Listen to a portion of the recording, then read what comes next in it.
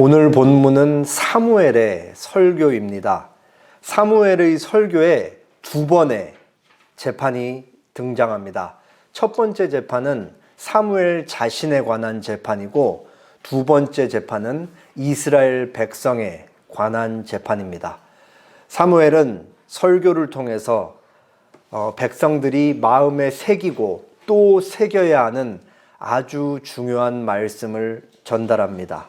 오늘 말씀을 통해서 하나님을 믿는 자의 정체성과 그리고 하나님을 믿는 자로서 우리가 세상에서 살아갈 때 역할이 무엇인지에 대해 생각해 보도록 하겠습니다. 지금 이스라엘은 아주 잔치집 분위기입니다. 왜 이스라엘이 지금 잔치집 분위기일까요? 아주 이 사람들은 들떠 있고 사기가 충만해 있어요. 왕을 세웠고 그 왕이 지도력을 발휘해서 쳐들어온 암몬과의 전쟁에서 대승을 거뒀기 때문에 백성들의 마음과 그리고 그냥 겉으로 드러나는 게 어떤 생각을 갖고 있어요? 우리가 왕을 구한 게 얼마나 잘한 일이냐. 우리가 구한 왕이 세워졌는데 그 왕이 우리를 구원해서 암몬으로부터 우리를 살려줬다. 막 떵떵거리고 있는 이런 잔치집 분위기입니다. 근데 이 상황을 보면서 사무엘은 걱정스럽기만 한 거예요. 왜 걱정스럽냐? 백성들이 왕을 칭송하고 왕에게 가까이 나아갈수록 백성들이 누구로부터 멀어지는 걸 사무엘이 알기 때문이에요. 하나님으로부터 멀어지는 걸 너무나 잘 알고 있기 때문이었습니다. 그래서 이제 우리가 지난주 말미에 보았듯이 전쟁에서 승리한 이후에 사무엘은 백성들을 전부 다 길갈로 모읍니다. 나라를 새롭게 하자라는 명분으로 길갈로 모으죠. 그리고 이제 긴 설교를 시작할 참입니다. 왕을 구했고 하나님께서 왕을 주셨고 그 왕이 지도력을 발휘해서 전쟁에서 승리한 이 시기, 왕에게 모든 힘이 몰리는 이 시기, 이제는 왕이 나라를 통치하는 이 시기, 시작하는 그 시점에 백성들과 왕이 가장 중요하게 생각해야 되는 건 무엇인지 사무엘이 설교를 통해 얘기를 하고자 하는 것입니다. 사무엘이 첫 번째 재판을 엽니다. 사무엘이 열었던 첫 번째 재판의 피고는 누구라고 했죠? 사무엘 자신입니다. 사무엘은 하나님 그리고 왕인 사울 그리고 모든 백성들 앞에 자기 자신을 세웁니다. 자기 자신을 피고인으로 세우는 거예요. 그리고 5가지 질문을 합니다. 내가 누구의 소를 빼앗은 적이 있느냐? 내가 누구의 나귀를 빼앗은 적이 있느냐? 내가 누구를 속인 적이 있느냐? 내가 누구를 압제한 적이 있느냐? 내가 뇌물을 받은 적이 있느냐? 그러니까 사무엘이 사사로서 나라를 다스리면서 이 5가지 항목에 저촉되는 문제를 일으킨 적이 있느냐라고 하면서 백성들에게 묻는 거예요. 자기 자신을 피고인으로 세우고 문제가 있으면 너희가 내 죄에 대해서 얘기를 해봐라 라고 말하면서 사무엘이 하나님을 증인으로 세우고 사울 왕을 증인으로 세우는 거예요. 왜 2명의 증인을 세우냐? 구약시대에는 누군가 무죄 판결을 받기 위해선 최소 필요한 증인의 숫자가 2명이기 때문인 거죠. 그래서 하나님을 증인으로 세우고 사울 왕을 증인으로 세웁니다. 백성들한테 물으니까 백성들이 할 말이 한마디도 없는 거예요. 바로 인정하죠. 당신이 아무 죄가 없습니다. 하나님이 그것을 인정하십니다. 라고 그렇게 백성들이 얘기를 합니다. 사무엘이 지금 왜 자기의 긴 설교를 하면서 첫 번째 재판을 여는데 자기 자신을 피고로 세우고 무죄를 증명하느냐? 하나님께서 자신을 사사로 세우시고 이 나라를 다스렸을 때 아무런 문제가 없었다는 거예요. 하나님은 사사로 이 나라를 다스리면서 아무런 흠결이 없으셨다라는 것을 지금 백성들에게 증명하기 위해서 그렇게 얘기를 하고 있는 거죠. 자, 첫 번째 재판이 끝났어요. 피고인 사무엘 무죄로 판결이 났습니다. 사무엘은 이제 2번째 재판을 열어요. 2번째 재판은 조금 더 구체적입니다. 피고인은 이스라엘 백성, 검사는 사무엘, 그리고 재판장은 하나님이십니다. 사무엘은 두 번째 재판을 열면서 한 가지 아주 중요한 사실을 짚고 넘어갑니다. 6절 7절이에요. 사무엘이 백성에게 이르되 모세와 아론을 세우시며 너희 조상들을 애굽 땅에서 인도하여 내신 이는 여호와시니 그런즉 가만히 서 있으라.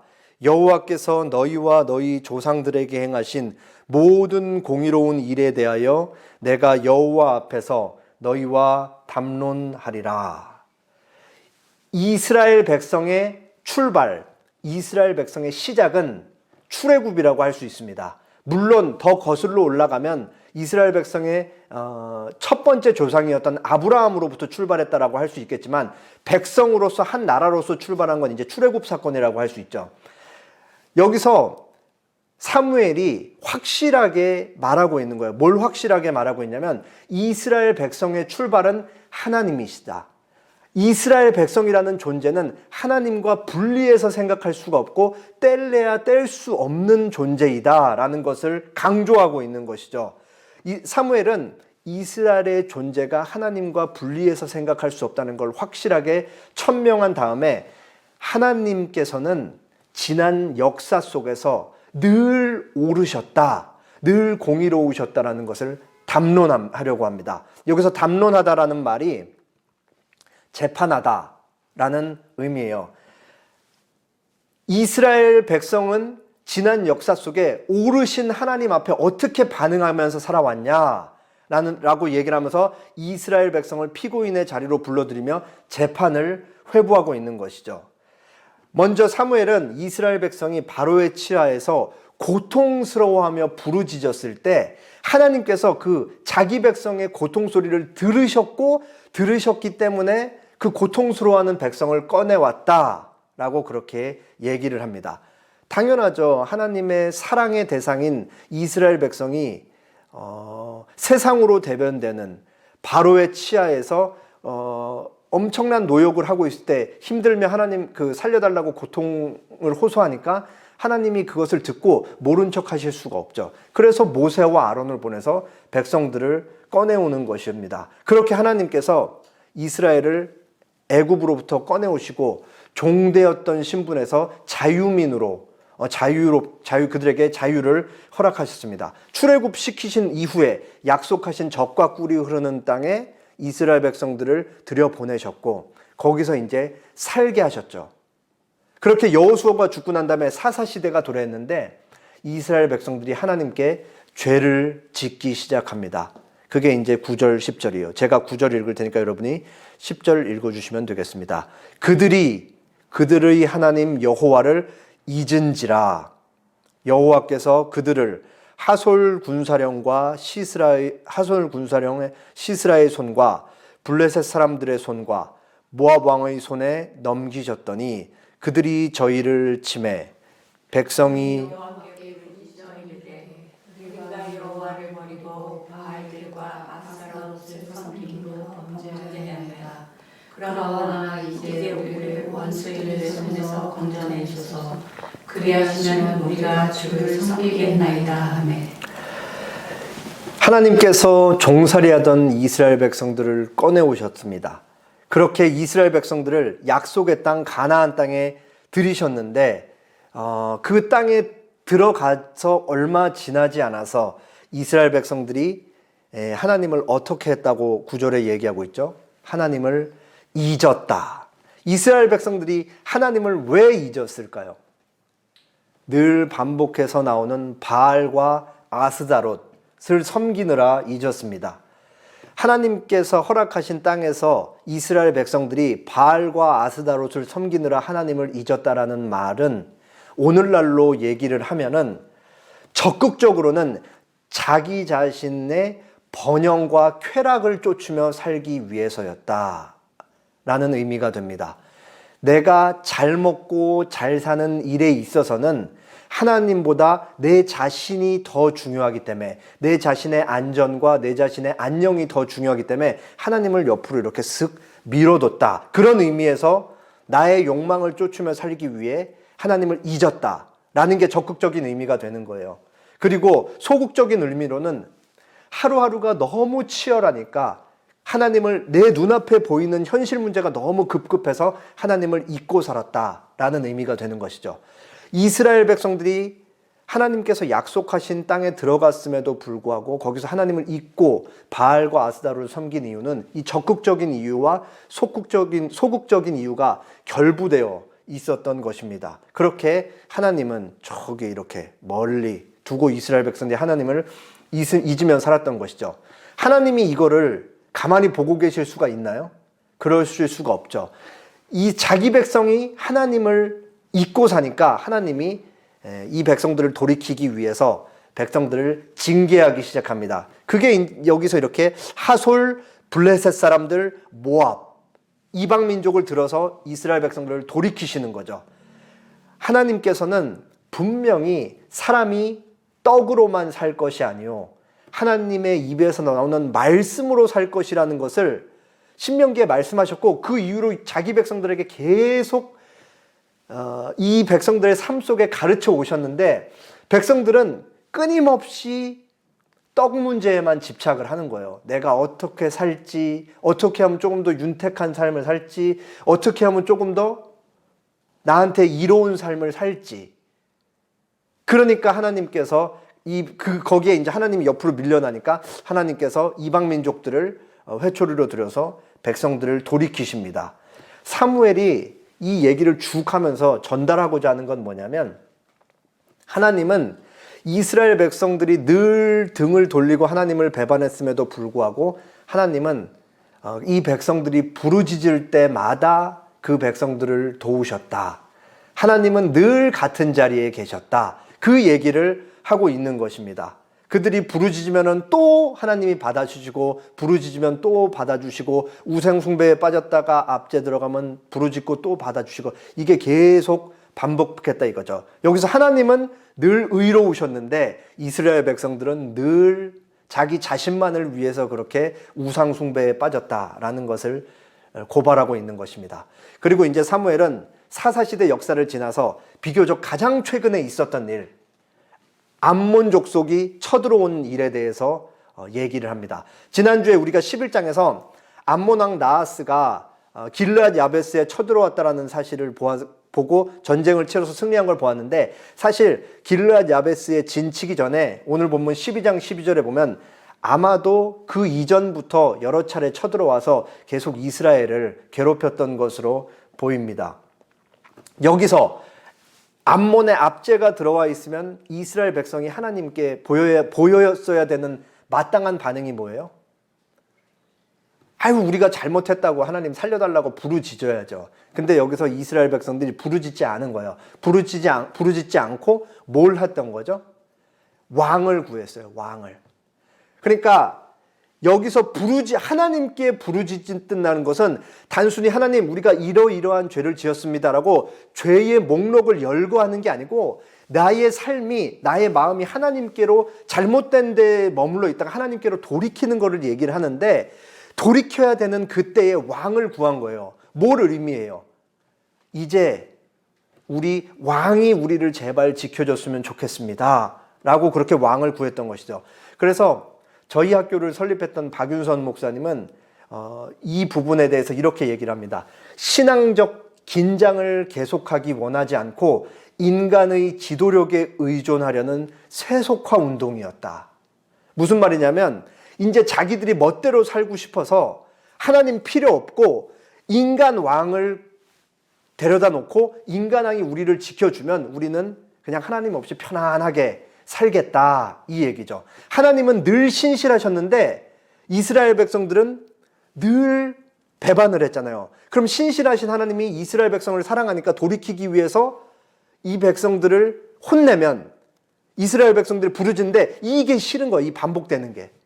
그러니까 인간왕 세워놓고 우리 신실하신 하나님이 이제 필요 없다, 그냥 우리 멋대로 살겠다 라고 요구한 게 바로 왕을 구한 거죠. 그러니까 얼마나 악한 거예요. 이스라엘 백성은 하나님과 분리할 수 없고 뗄 수 없는 관계인데 자기들 멋대로 살기 위해서 하나님을 이제 버리는, 그게 바로 이스라엘 백성들의 큰 죄악이었죠. 왕을 구하는 죄악이었던 것입니다. 여기선 사무엘은 백성들에게 아주 경종을 울리는 경고를 하고 다음으로 넘어갑니다. 13절, 14절, 15절입니다. 여러분이 15절 읽어주세요. 이제 너희가 구한 왕, 너희가 택한 왕을 보라. 여호와께서 너희 위에 왕을 세우셨느니라. 너희가 만일 여호와를 경외하여 그를 섬기며 그의 목소리를 듣고 여호와의 명령을 거역하지 아니하며 또 너희와 너희를 다스리는 왕이 너희의 하나님 여호와를 따르면 좋겠지만은 너희가 만일 여호와의 목소리를 듣지 아니하고 여호와의 명령을 거역하면 여호와의 손이 너희의 조상들을 치신 것 같이 너희를 치실 것이라.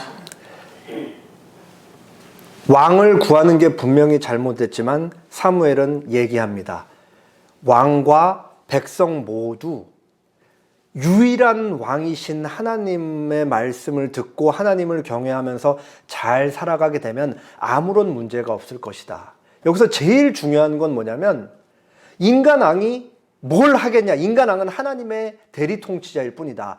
너희의 영원한 왕은 눈에 보이지 않는 하나님이다. 이 사실을 확실하게 기억해라 라고 얘기를 하죠. 그러면서 만약에 너희가 왕이신 하나님의 목소리를 듣지 않고 순종하지 않고 하나님의 명령을 거역하면 지난 과거 역사 속에 계속 반복됐던 하나님의 징계의 역사가 끊이지 않을 것이다 라고 그렇게 경고성 발언을 전달을 했던 것이죠. 사무엘은 하나님의 신실하심을 열심히 변호하고 그리고 이스라엘 백성은 하나님의 신실하심에 반응해서 늘 패역했다, 늘 부패했다라는 것을 아주 신랄하게 고발한 다음에 최종 심판관이신 하나님께 판결을 구합니다. 그게 바로 이제 하나님께 기적을 구하는 것이죠. 지금 밀 수확 시기예요.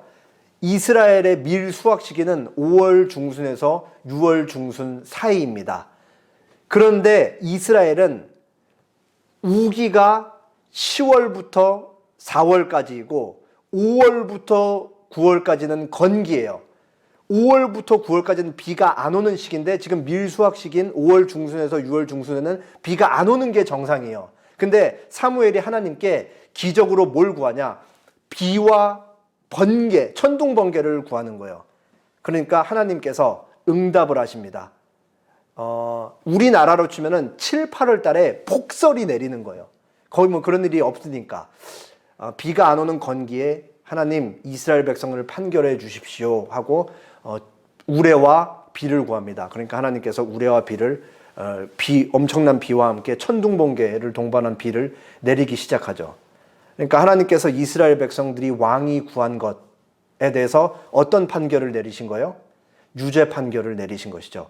이스라엘 백성 분명히 죄가 있다. 그러니까 이스라엘 백성들이 비가 안 와야 정상인데 하나님이 비와 천둥 번개로 응답을 하시니까 다들 무서워서 바들바들 떨기 시작하면서 사무엘한테 살려달라고 그렇게 얘기를 합니다. 그러자 사무엘은 백성들에게 두려워하지 말라고 하면서 오늘 자신의 설교의 결론부에 해당하는 마지막 말씀 제1원칙을 이렇게 얘기를 합니다. 20절입니다.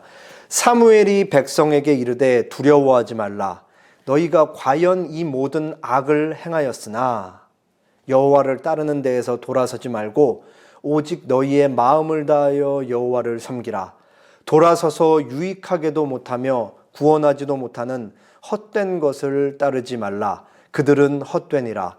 여호와께서 너희를 자기 백성으로 삼으신 것을 기뻐하셨으므로 여호와께서는 그의 크신 이름을 위해서라도 자기 백성을 버리지 아니하실 것이요 나는 너희를 위하여 기도하기를 쉬는 죄를 여호와 앞에 결단코 범하지 아니하고 선하고 의로운 길을 너희에게 가르칠 것인즉 너희는 여호와께서 너희를 위하여 행하신 그 큰 일을 생각하여 오직 그를 경외하며 너희의 마음을 다하여 진실이 섬기라.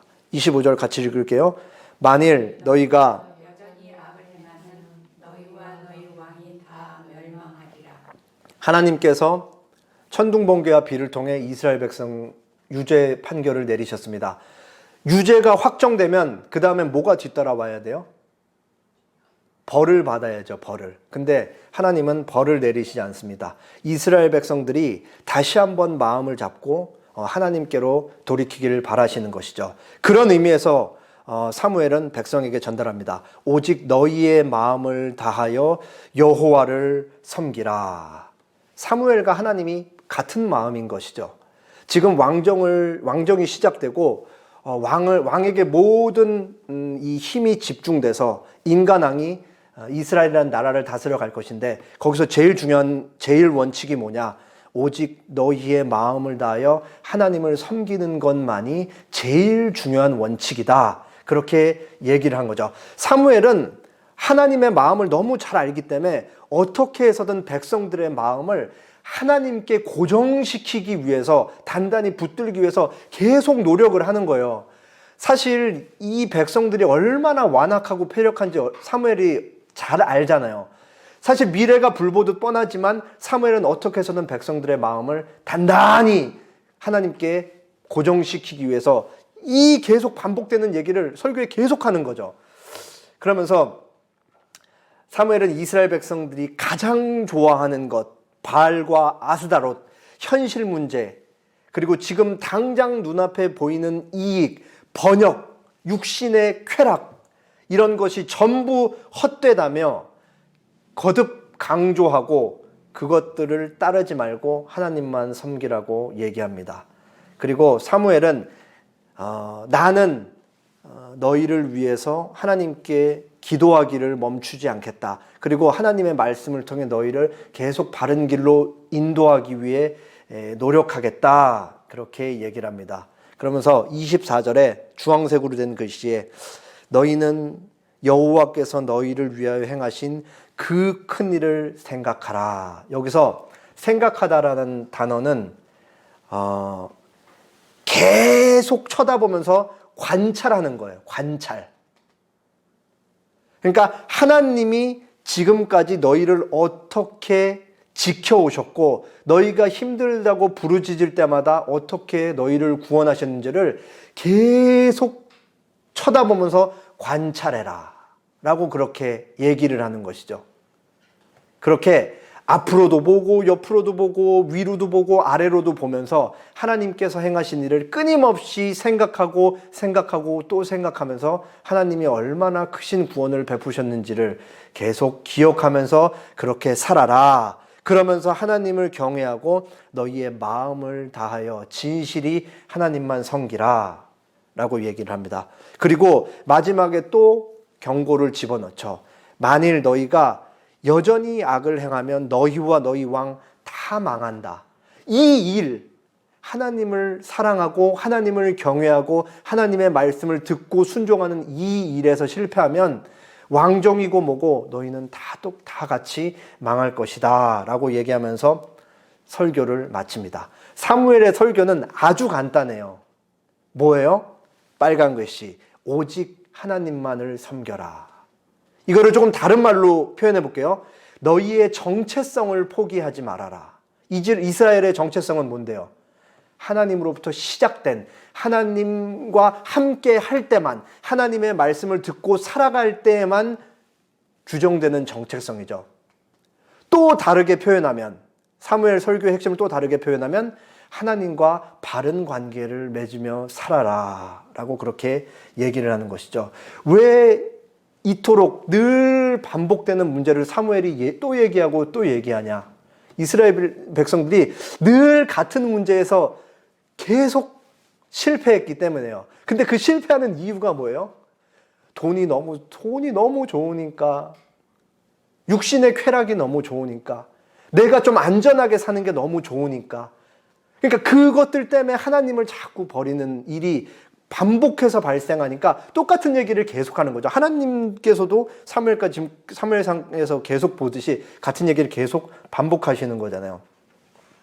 여기서 중요한 거는 어떤 문제가 발생하냐면, 지난주에 말씀드렸는데 이스라엘 백성, 하나님의 백성들이 하나님의 뜻대로 살지 못할 때 하나님께서 이방 민족들로부터 모욕을 당하신다라는 부분을 말씀드렸거든요. 근데 여기서 또 다른 면이 있어요.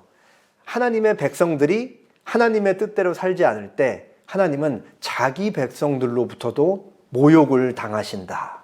이스라엘 백성들이 하나님의 뜻을 쫓으며 살지 않을 때 이방 민족으로부터도 모독을 당하시지만 자기 백성들로부터도 모욕을 당하신다라는 사실입니다. 부모 자식 사이에서 부모가 자식에게 듣는 말 중에 제일 큰 수치스러운 말, 모욕적인 말이 뭐예요? 나 지금 나갈 거야. 이 말이잖아요. 엄마 아빠 자식 안 할 거야. 이 말이 부모가 자식에게 듣는 말 중에 제일 속상한 말이고 수치스러운 말이죠. 인연을 끊자라는 말. 이스라엘 백성이 하나님께 계속 이 말을 하고 있는 거예요. 역사 속에서. 오고 오는 세대 속에, 그리고 한 사람의 개인사 속에서 하나님 계속 내 부모 아니다 그러고 하나님 떠밀고 있는 것이죠. 이스라엘 백성은 하나님으로부터 시작했고 하나님으로만 끝마칠 수 있는데 백성들이 하나님 계속 하나님 없이 산다. 그리고 나는 그냥 내가 원하는 대로 내 정체성 포기하면서 살겠다. 나는 세상과 똑같아지겠다. 라고 그렇게 얘기를 하는 거죠. 이 아주 똑같은 내용이 신약성경 예수님의 비유에 나와 있습니다. 누가복음 15장 11절 12절 어떤 사람에게 두 아들이 있는데 그 둘째가 아버지에게 말하되 아버지여 재산 중에서 내게 돌아올 분깃을 내게 주소서 하는지라 아버지가 그 살림을 각각 주었더니 우리가 달달 외우고 있는 탕자의 비유죠. 두 아들이 있는데 어느 날 둘째 아들이 와서 아버지에게 유산을 요구하는 거예요. 유산은 부모가 죽어야 물려받는 건데 아버지가 버젓이 살아있음에도 불구하고 유산을 미리 달라 그러죠. 지금 아들이 아버지께 뭐 하고 있는 거예요? 인연을 끊읍시다. 나는 당신을 아버지로 여기지 않겠습니다. 사형 선고 내리고 있는 거죠. 멀쩡히 살아있는 아버지에게.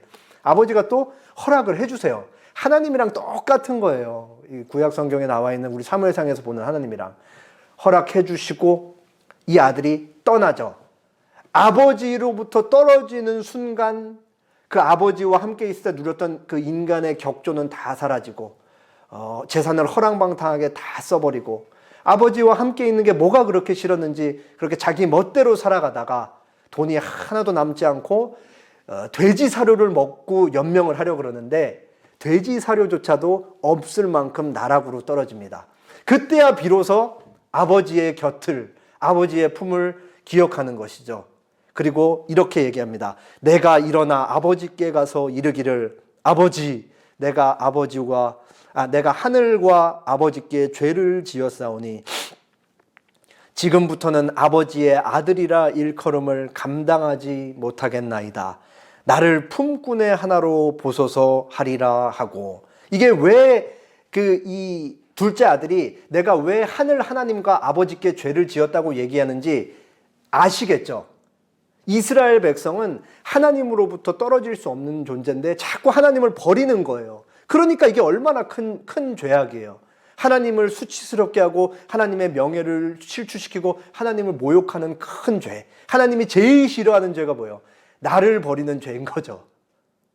그러니까 내가 아버지께 큰 잘못을 했다. 이러고 이제 아들이 돌아오는 거예요. 아버지께서 어떻게 하고 계셨냐? 20절. 이에 일어나서 아버지께로 돌아가니라. 아직도 거리가 먼데 아버지가 그를 보고요. 치근히 달려가 목을 안고 입맞췄다. 아들 떠나는 순간부터 아버지 늘 멀리서도 아들이 돌아올 그 길 멀리서 같은 자리에서 늘 기다리고 있었던 거예요. 구약시대 내내 반복됐던 하나님의 기다림, 하나님의 마음인 거죠. 이스라엘 백성들이 계속 하나님 필요 없습니다. 신실하신 하나님 싫습니다. 인격적인 하나님 싫습니다. 우리는 로봇 같은 바알과 아스다로 좋습니다. 우리는 우리에게 부와 명예와 번영을 부과하게 해주는 바알과 아스다롯이 좋습니다. 우리는 쾌락을 누리면서 살고 싶습니다. 이게 반복되는데 하나님은 늘 같은 자리에서 자기 자식들인 이스라엘 백성이 돌아오기를 같은 마음으로 기다리고 있는 거죠. 아직도 거리가 먼데 그 아버지가 그를 보고 측은히 여겨서 달려갔다. 여기서 측은히 여기단 말은 이 단어가 명사형으로 애타는 마음, 창자, 내장 이런 의미가 있는 거예요. 그러니까 이게 무슨 말이냐면 창자가 꼬이듯이 이 아버지가 돌아오는 아들을 봤을 때 너무 안타까운 마음을 가졌다. 이런 거죠. 하나님께서 이스라엘 백성들을 돌아오기를 바라고 이스라엘 백성들이 돌아올 때 항상 이 안타까운 마음을 가지고 그 백성들을 기다리고 받아주시는 것이죠. 그러니까 그 이 탕자에 비해서 아버지가 얼마나 기뻐해요. 하나님이 이스라엘 백성들이 돌아올 때 이렇게 기뻐하시는 거죠. 그러니까 백성들이 죄짓고 부르짖을 때마다 하나님이 이스라엘 백성들을 받아주시는 거 아니에요. 받아주시는 거. 여기서 하나님은 이 반복되는 역사 속에서 이스라엘 백성들이 죄 때문에 하나님보다 더 사랑하는 게 너무 많으니까 자꾸 하나님을 옆으로 치워놓는 건데 그 죄에서부터 비롯되는 하나님을 버리는 현상, 여기서 오는 수치심을 하나님이 계속 감당하시는, 계속. 그리고 이 수치심을 어디에서까지 감당하냐? 이 죄 문제를 이스라엘 백성들이 해결을 못하니까 십자가에서 감당하시는 거잖아요. 십자가에서 어떤 수치심을 감당하는 거예요?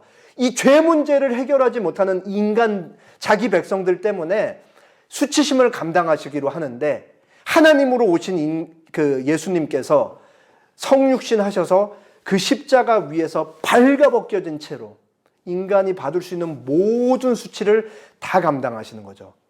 그렇게 하나님의 죄의 진노를 받으시면서 거기서 홀로 외로이 그렇게 죽어가시는 거죠.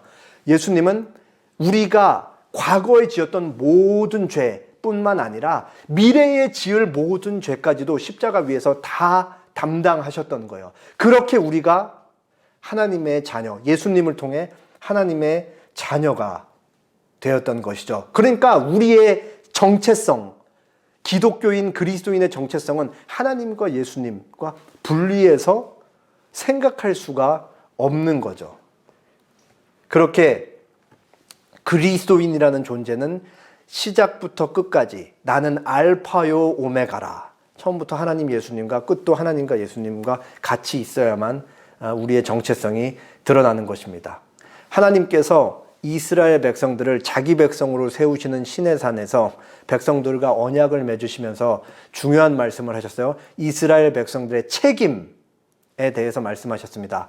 너희는 내 언약을 잘 지키면 세상 속에서 제사장 나라가 되고 거룩한 백성이 될 것이다. 이스라엘 백성들은 그냥 하나님으로부터 부름을 받고 끝나는 것이 아니에요. 아주 중요한 책임이 있어요. 세상에 보냄을 받는데 그 세상 속에서 제사장 나라로서 거룩한 백성으로 보냄을 받는 것이죠. 하나님과 하나님을 모르는 세상 사이에 중재자 역할을 하는 제사장 나라로 보냄을 받고 그 중재자 역할을 할 때 거룩한 백성으로 살아가야 되는 것입니다. 하나님께서 우리를 동일하게 세상에 보내시는 거예요. 왜? 하나님을 모르는 세상에 하나님을 소개하라고. 우리라는 생명의 씨앗을 가진 우리라는 한 사람 한 사람의 존재, 그리고 교회를 세상 속에 심으시는 거죠. 자라서 생명이 있고 꽃이 피고 열매가 있는 것을 통해 세상에 하나님 살아계신 걸 보고 오라고. 거기서 그 열매는 뭐냐? 우리가 하나님을 반영하는 삶이 그 열매가 되는 것이죠. 그런데 여기서 우리가 정체성을 포기하는 순간, 세상과 똑같아지는 그 순간 우리는 우리의 책임을 전혀 할 수가 없게 되는 거예요.